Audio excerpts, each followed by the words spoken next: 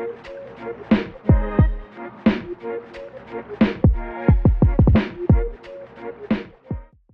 everybody, it's Hans with Covey. Welcome back to our Bug of the Month series, and this is the tying segment on the blueing olive. What we're going to tie today is a blueing olive emerger. I'm sure you've all heard of this pattern. It's called the Barr's emerger. Arguably one of the best blueing olive emerger patterns out there. It's pretty easy to tie, it's a great guide fly, and it'll catch fish anywhere that you find blueing olives. Let's get into it. Okay, so let's go ahead and tie it. We have a TMC 2488 in the vise here. This is a size 20. For thread, it's not too vital. You can use an olive or a brown. I've got Camel, UTC, and A dot here.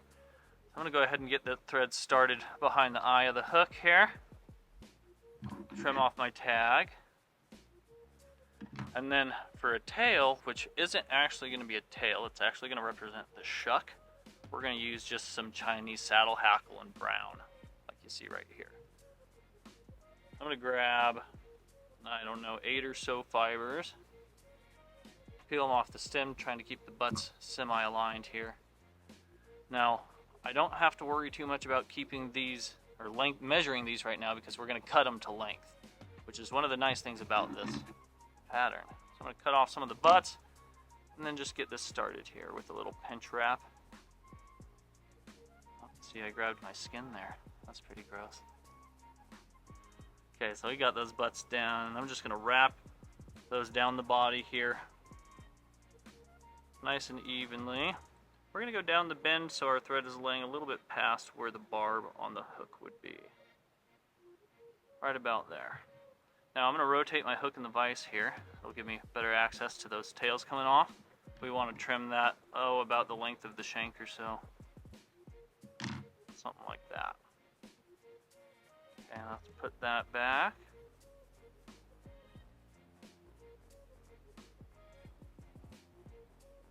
Okay, now for the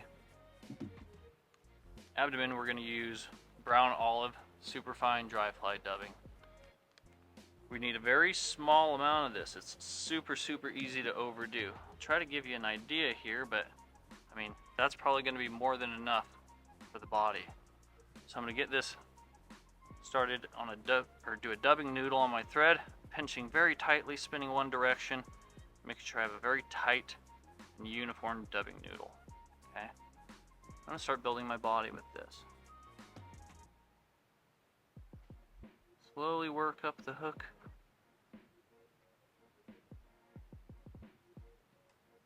Looking for a nice even coating there. I'll go backwards a little bit and then back up. I'll just help build that taper. You know what? I don't like it. We're going to take one of those wraps off because my dubbing loosened up on me a tad here. Just retighten up that dubbing.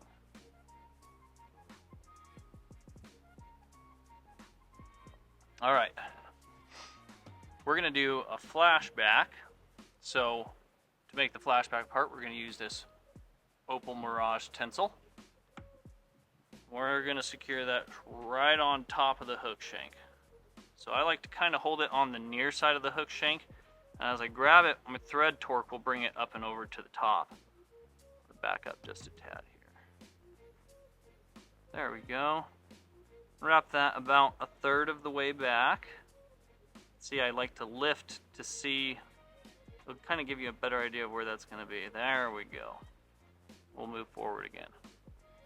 For the legs and the wing case on this, we're going to use strung Chinese saddle hackle. We're going to use the gray here.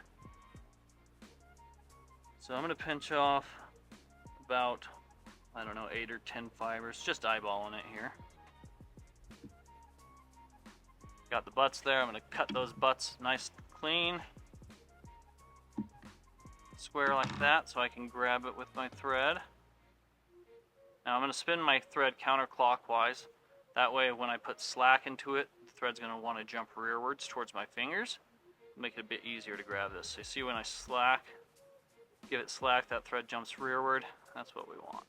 We're going to secure this back to as far as we did flashback.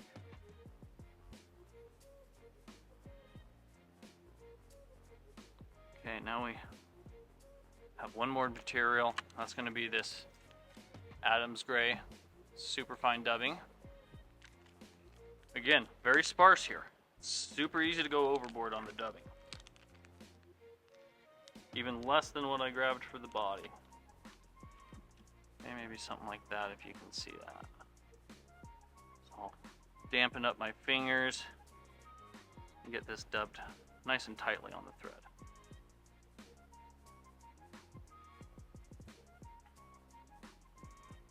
Alright, and then I'm going to start working backwards towards the base of the wing case and then progress forward till I get to about behind the hook eye.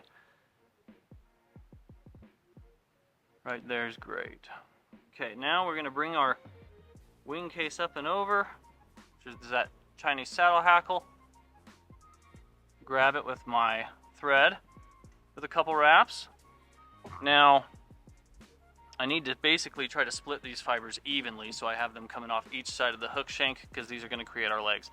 So sometimes what I'll do is I'll just stick the eye under my fingernail and push up. That kind of splays those fibers upwards. It gives me a little bit easier guess of where 50-50 is. So I'm going to grab this chunk, pin it rearward, grab the other chunk, sorry I'm all hands there, pin that rearward. Take one more securing wrap so you can hopefully see, got it pretty even on each side there. Last part is we're going to bring this flash back up and over top. Grab that with a thread wrap, fold it back, get a wrap on, and now we got a whip finish here.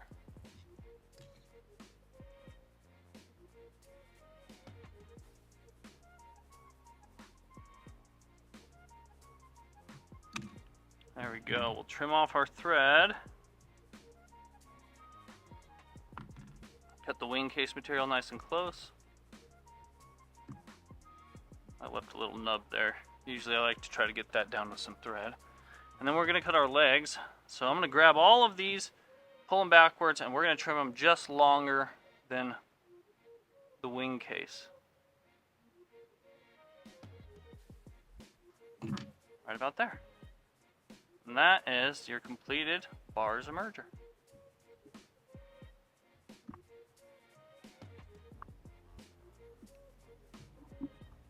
So that's the Barr's emerger. Like I said, one of the best blueing olive emerger patterns out there.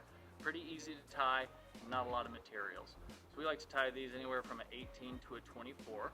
If you guys want to give it a shot, we carry all the materials here in the shop. If you have questions, leave them down in the comments below, or as always, come in and chat with me. I'm always happy to talk with you guys. We'll catch you on the next one.